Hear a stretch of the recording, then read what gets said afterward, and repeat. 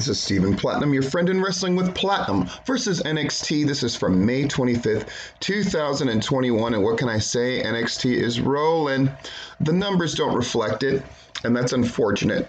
Here's hoping that their string of good shows comes back to benefit them in a couple of months. Wrestling fans are funny, but it's true. When your show is bad, it takes them a little while to catch up to that fact. But when your show is good, sometimes it takes a little while to catch up to that fact as well. And that seems counterintuitive, but that has been borne out by wrestling history in the past.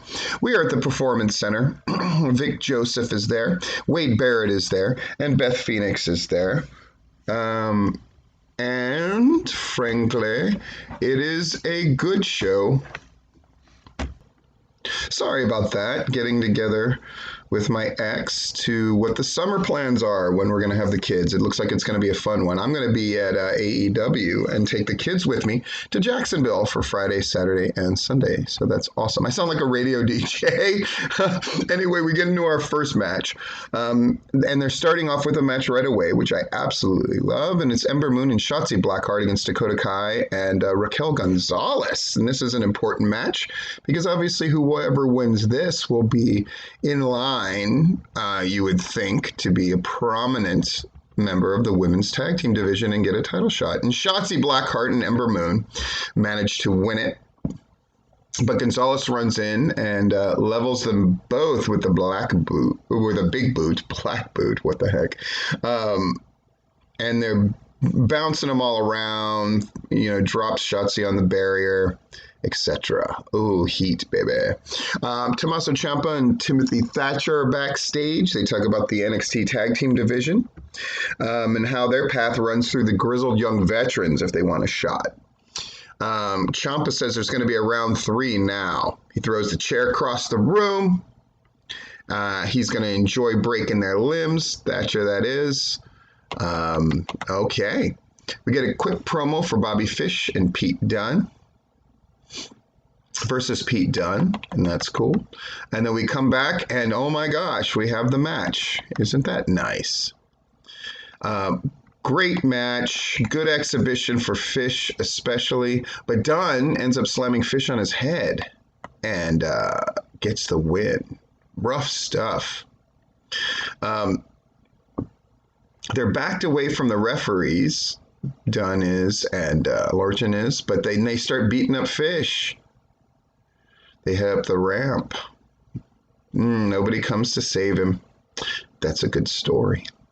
Quick look at Bronson Reed winning the North American title. He's going to be here later tonight. Mercedes Martinez is walking backstage. She did not beat Raquel Gonzalez, the NXT Women's Champion, but she learned and she took her to the limit. Tonight it starts.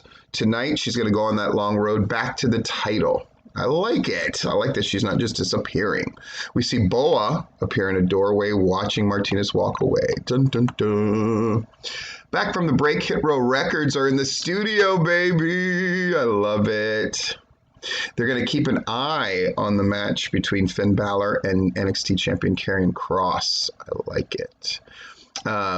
They also have warnings for the NXT Tag Team Champions MSK, for Bronson Reed, and for the NXT Cruiserweight Champion Kushida. I like it. I like it. I like it. Mercedes Martinez against Zeta Ramier. Mercedes Martinez wins in a match that I would describe as very good, very solid.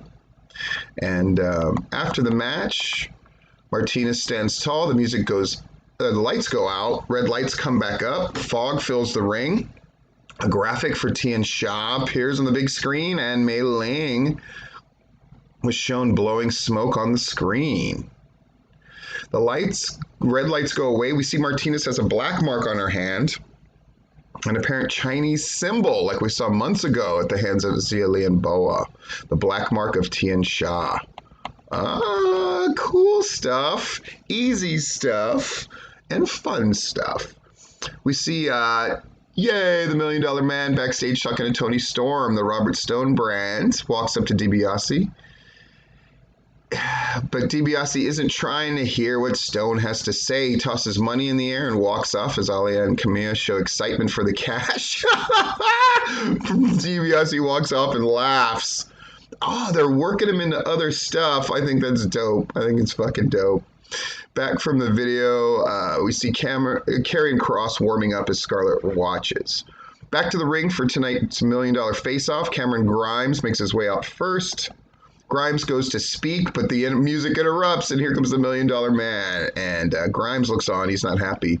Grimes asks Ted why. He says he wasn't always rich, but he started to flaunt a little bit, and then Ted shows up embarrassing him. He wants to know why.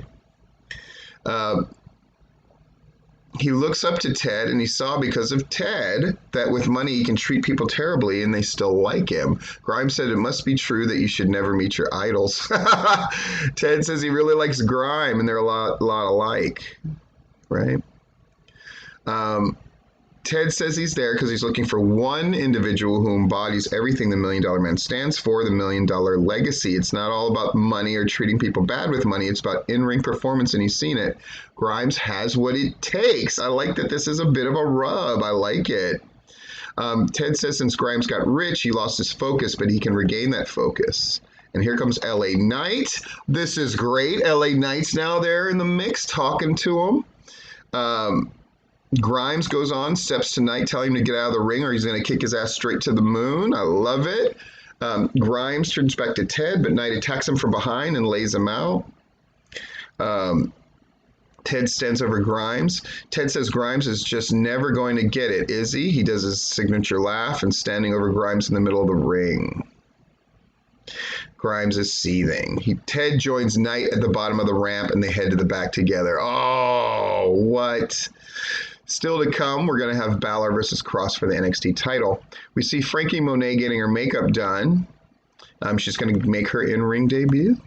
Back from the break, Sarah Schreiber is trying to interview Indy Hartwell, one half of the NXT Women's Tag Champions, but she's busy looking for Dexter Lumis. She interrupts Everrise taping their weekend social media show. Drake Maverick calms things down. They tell Indy where they saw Lumis earlier. She walks into a room where the light turns on. We see dozens of Dexter's drawings all over the wall. They're the drawings of a man with a broken heart, including drawings of Dexter listening to Indy and Candice LeRae mock him last week. Indy exits the room calling Dexter's name. I like it. It's continuity. It's fun. It's different. We get Frankie Monet versus Cora Jade. Frankie Monet wins, as we would expect. She wins with the sit-out glam slam, which Phoenix says looks familiar. I like that too. The little ways of tying everybody in together. Frankie Monet wins and poses. Grizzled Young Veterans are backstage. You could tell just how I'm describing this, how much this show flows. It's really nice, you know. They're done with Ciampa and Thatcher, but they're not done with MSK. They take shots at a few other NXT tag teams, and they're going to be watching next week's title match closely. They promise that they will soon be NXT tag champions. Bread and butter, good stuff. We get some international media coverage on Bronson Reed's NXT North American title win. That's cool too.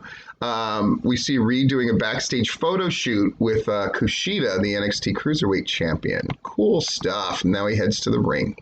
Back from the break, Imperium is backstage. Walter's addressing Fabian and Marcel via video from England. He talks about how Alexander Wolf didn't have what it takes. Imperium's going to set things right. When they dropped the NXT tag titles, that was when things started to go wrong. Walter says to look at Breezango, they're showmen, while my guys are pro wrestlers, and they're going to restore honor to the sport. Makes sense to me. Here comes Bronson Reed. Yay, you deserve it, chant, all that kind of good stuff. Long story short, here comes Legado del Fantasma. A brouhaha happens, but MSK helps him even up the odds. That's a cool thing to set up for later. I like it.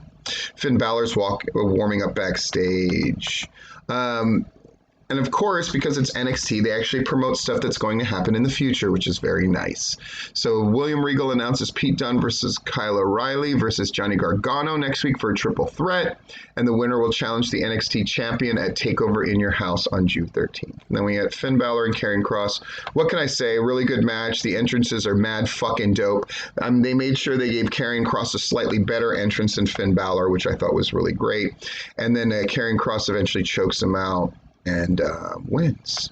And it's great. Good shit, as Puppet Vince McMahon would say. This has been Stephen Platinum, your friend in wrestling.